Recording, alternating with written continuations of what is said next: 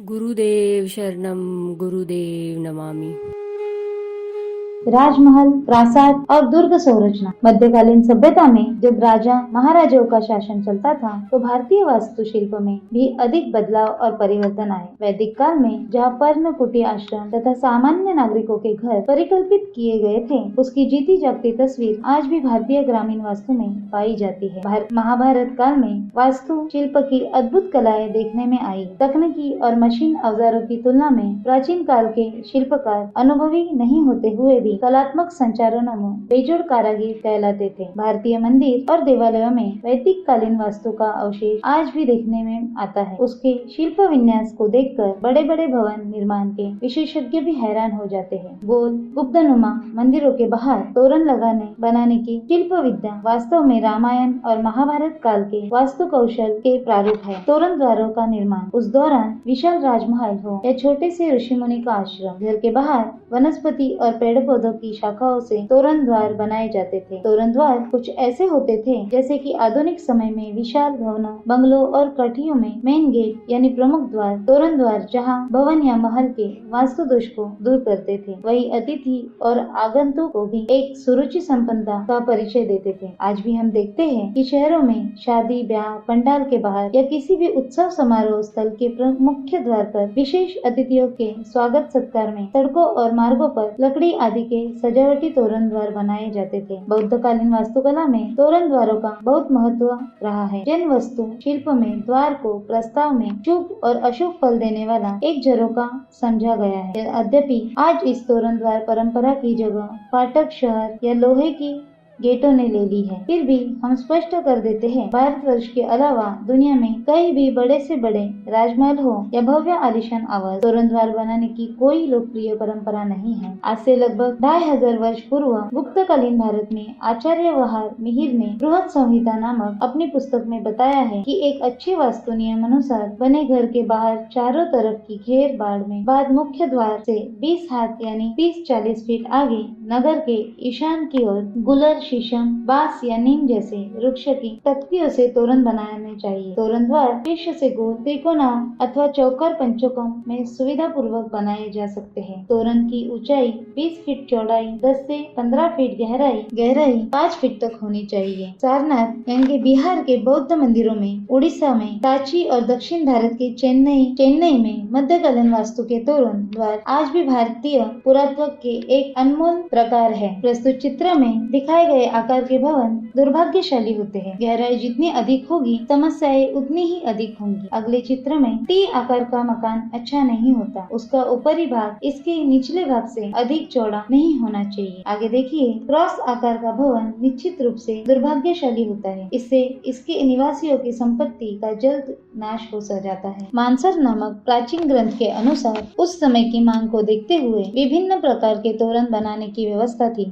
यह इस प्रकार होते हैं। पत्र तोरण, यह मंगल कार्य, विवाह अथवा यज्ञ आदि के समय बनाया जाता है। पुष्प तोरण, राजा या उसके समतुल्य अति विशिष्ट अतिथि के स्वागत में पुष्प तोरण बनाए जाते हैं। रत्न तोरण, प्रसाद, राजमहल के दरबार आदि के बाहर या देवालय मंदिरों के रत्न जड़ित सोने चांदी के तोरण बनाए जाते हैं। विशेष पाठकों को ध्यान रखें कि गुजरात के सोमनाथ मंदिर में सोने चांदी के स्तंभों और पट्टिकाओं से रत्न तोरण बने थे, जो मुगल साम्राज्य से पहले अहमद शाह अब्दाली और मोहम्मद गौरी ने अनेक बार इस मंदिर के तोरण द्वार तक को उखाड़कर काबुल, कंधार पहुंचा दिया। कहते हैं कि सोमनाथ मंदिर को विदेशी हमलावरों ने 16 बार लूटा। चित्र तोरण, ऐसे तोरणदारों को अभिलेखागार, कोषागार या मंदिरों आदि के बाहर बनाया जाता है। काष्ठ तोरण, ऐसे तोरण छोटे घरों, महलों, आश्रमों, झोपड़ियों और पर्णकुटियों में बनाए जाते हैं। पाषाण तोरण मुख्यतः राजमहल, प्रासाद, दुर्ग, किले और सैनिकों की छावनियों, शस्त्रागारों के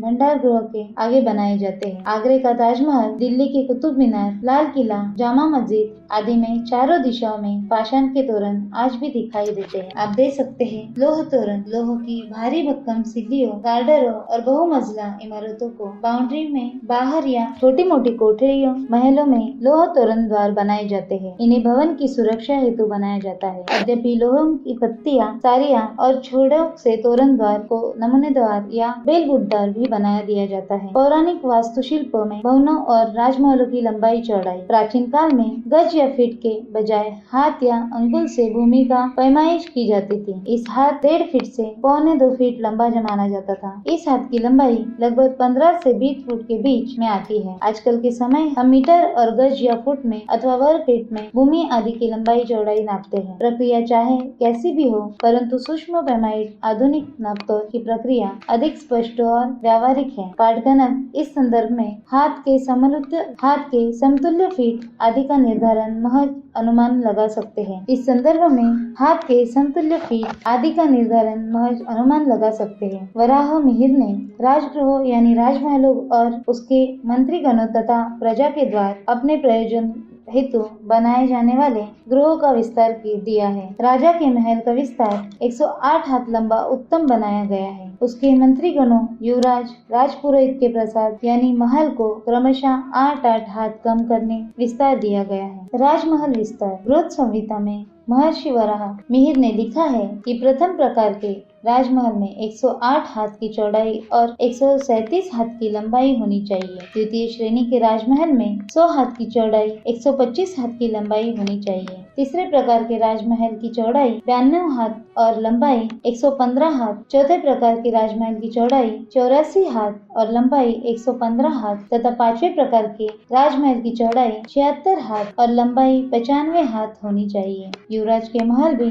5 प्रकार के बताए गए हैं, जिसमें प्रथम श्रेणी का राजमहल 80 हाथ चौड़ा होना चाहिए। बाकी 4 प्रकार के गृह 6 हाथ कम करने, राज ज्योतिषी और पुरोहित का आवास 40 हाथ चौड़ा होना चाहिए। बाकी 4 प्रकार के छोटे छोटे आवास 4-4 हाथ कम करके बनाए जा सकते हैं। राजा के नौकर चाकर, युवराज और मैत्रियों के नौकर चाकरों के भवन या मकान आदि 20 से 30 हाथ चौड़े तथा 35 से 25 हाथ लंबे होने चाहिए। इसकी तुलना में आज के समय के 300 से 500 वर्ग गज की चौड़ाई और लंबाई के सामान्य नागरिकों के आवास और भवन बनते हैं। नारद संहिता में स्वर्गलोक के 96 प्रकार के भवनों के भेद बताए गए हैं। इसी प्रकार अग्नि पुराण में 45 प्रकार के राजकीय प्रसाद यानी भवनों के प्रकार बताए गए हैं। रोहित संहिता में कुल 20 प्रकार के राजप्रसादों का उल्लेख मिलता है। वास्तव में प्रसाद का अर्थ होता है जिसको देखते ही मन प्रसन्न हो जाए। प्राचीन काल में देवालय और दर्शकों से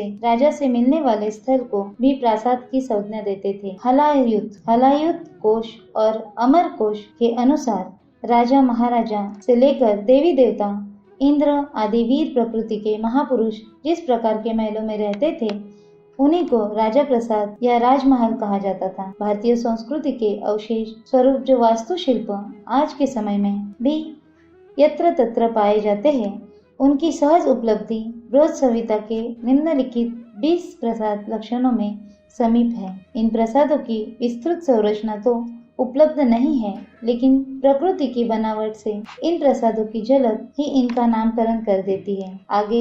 आगे हम इन्हीं 20 प्रसादों के रेखा चित्र तथा संक्षिप्त लंबाई, चौड़ाई और कोण आदि की व्याख्या की जानकारी लेंगे। 20 प्रकार के प्रासाद यानी राजमहल। मेरू प्रासाद। मेरू नामक प्रासाद में 6 कोण, 12 भूमि, अनेक प्रकार की खिड़कियां, चारों दिशाओं में 4 द्वार और 32 हाथ के बराबर चौड़ाई होती है। मंदिर प्रासाद।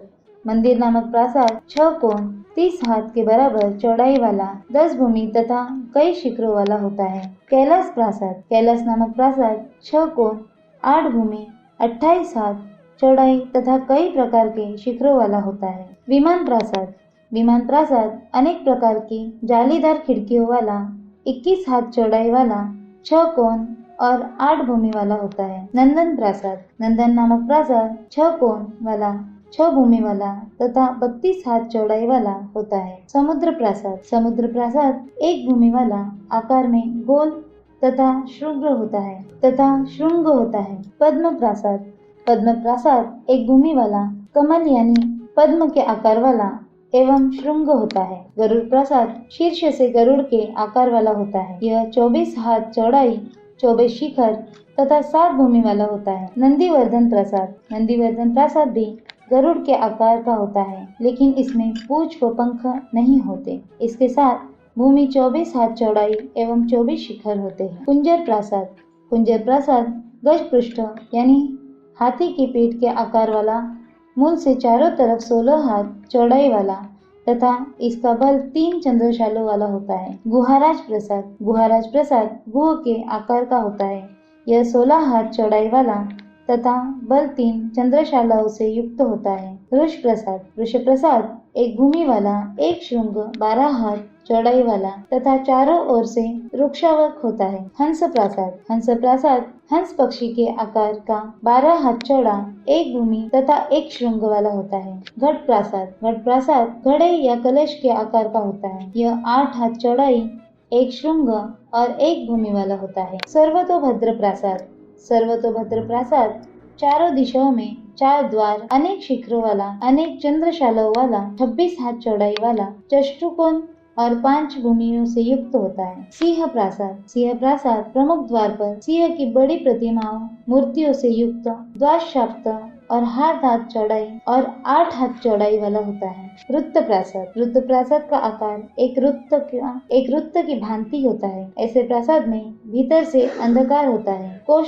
चतुकोष्ण प्रासाद चौकर यानी 4 कोनों वाला होता है। यह भी अंदर से अंधकार युक्त ही होता है। षोडशास्त्री प्रासाद 16 यानी 16 कोनों वाला होता है तथा यह भी अंदर से अंधकार युक्त ही होता है। अष्टाश्री प्रासाद अष्टकोणीय अर्थात 8 कोनों वाला होता है। यह भी भीतर से अंधेरे से युक्त होता है। आज के लिए इतना ही। लेसन नंबर 7 यहीं पर खत्म होता है। आगे मिलते हैं अगले किसी अध्याय के साथ नई जानकारी लिए। धन्यवाद।